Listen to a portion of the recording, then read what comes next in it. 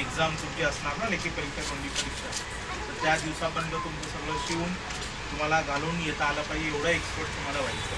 तर तुम्हाला जे प्रमाणपत्र मिळणार ते सेंट्रल गव्हर्नमेंटचं. कोणाचं? सेंट्रल गव्हर्नमेंट म्हणजे भारत सरकारचं कौशल्य विकास मंत्रालयाचं सर्टिफिकेट तुम्हाला मिळेल. आणि त्या सर्टिफिकेटवरती स्किल इंडियाचा लोगो असणार. तर देशातलं सगळ्यात मोठं सर्टिफिकेट असणार आहे, बरोबर. तर जागेचा सगळा अंदाज घेऊन तुम्ही कसं करायचं ते बघा.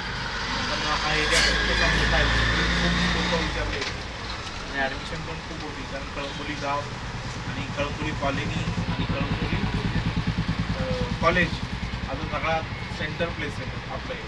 त्यामुळे इथे खूप लोक विचारायला येण्याची शक्यता आहे. मग पाहिजे तर याच्यानंतर त्यांना ॲडमिशन द्या किंवा कसं द्यायचं ते बघा. पण मोठ्या प्रमाणावरती इथे गर्दी होते. लोक इथे गावातले पण आहेत, पावसाचा माडा आहे किंवा आजूबाजूची जी काही गावं आहेत ते गावातली मुलं मुली कॉलेजची मुलं मुली पण इथे ॲडमिशनसाठी येऊ शकतात.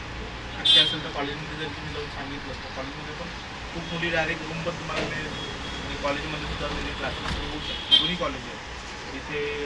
शिक्षण मंत्री दादासाहेब विमे कॉलेज आहे मोठं, त्याच्यानंतर कळंबोली कॉलेज आहे, दोन्ही कॉलेजचा चांगल्या प्रमाणावरती विद्यार्थी मिळतो. तर सगळ्यांना शुभेच्छा देतो. बघायचं